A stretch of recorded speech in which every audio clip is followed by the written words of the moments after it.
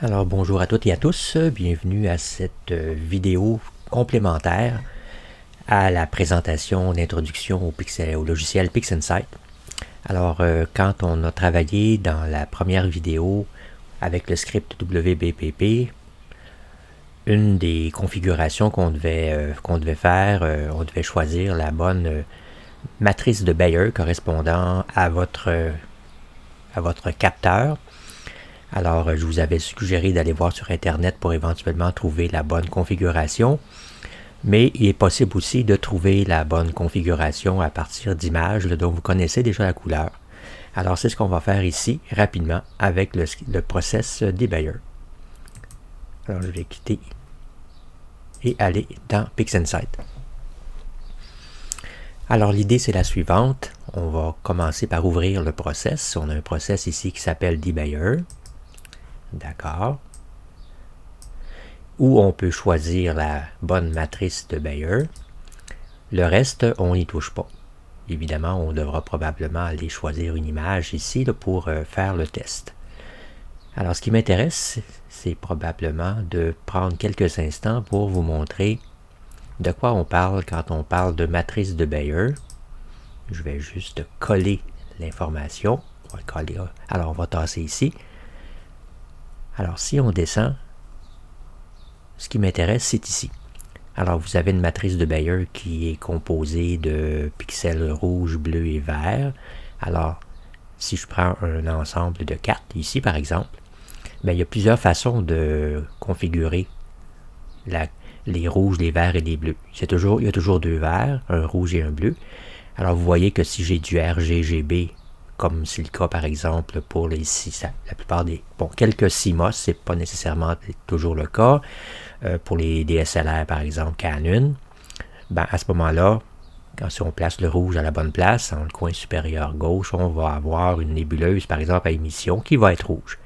Mais si j'ai interverti le bleu et le rouge, ben ma nébuleuse va être bleue ou mauve. Alors l'idée c'est de trouver la bonne configuration. Alors pour ça, il s'agit d'avoir une image dont vous connaissez la couleur.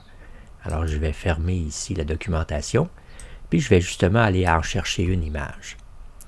Alors on va aller dans File, Open.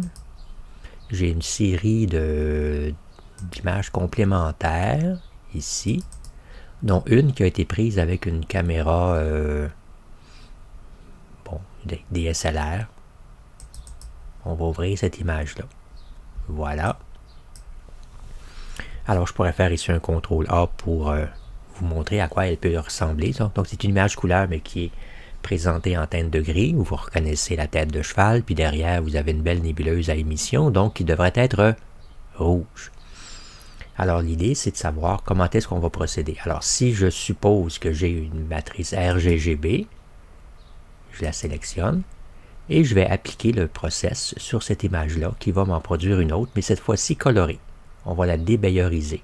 Alors, vous vous rappelez comment on va appliquer le process. Alors, je viens placer ma souris sur le New Instance, le triangle bleu, j'enfonce le bouton gauche.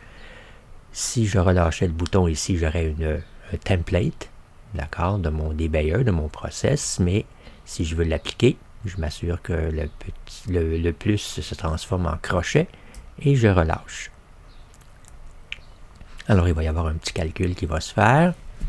Et là, si je fais CTRL-A, bon, évidemment, ici, on a le STF, c'est fait en ayant les trois canaux attachés. On va les détacher et on va obtenir ceci. Alors, vous voyez que la nébuleuse est bien rouge, que la flamme ici est de couleur rougeâtre aussi, les étoiles sont plutôt bleutées. Ça semble donner un bon résultat.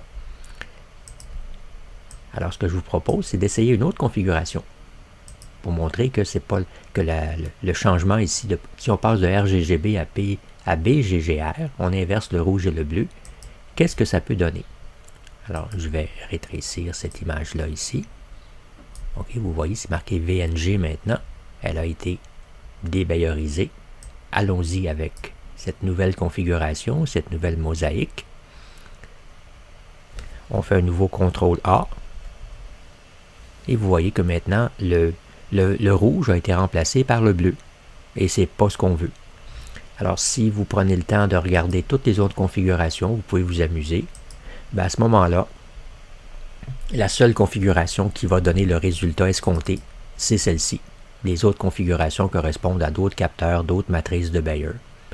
Alors voilà ce que je voulais vous montrer. Évidemment, il vous faut une image avec votre caméra qui d'un objet dont vous connaissez la couleur. Si par exemple vous avez une caméra DSLR classique, photographiez un mur de briques rouges et puis essayez les différentes configurations pour retrouver la couleur rouge du mur de briques. Si vous avez une caméra CMOS pour l'astrophoto, photographiez n'importe quelle nébuleuse, puis vous allez être capable d'obtenir un résultat intéressant.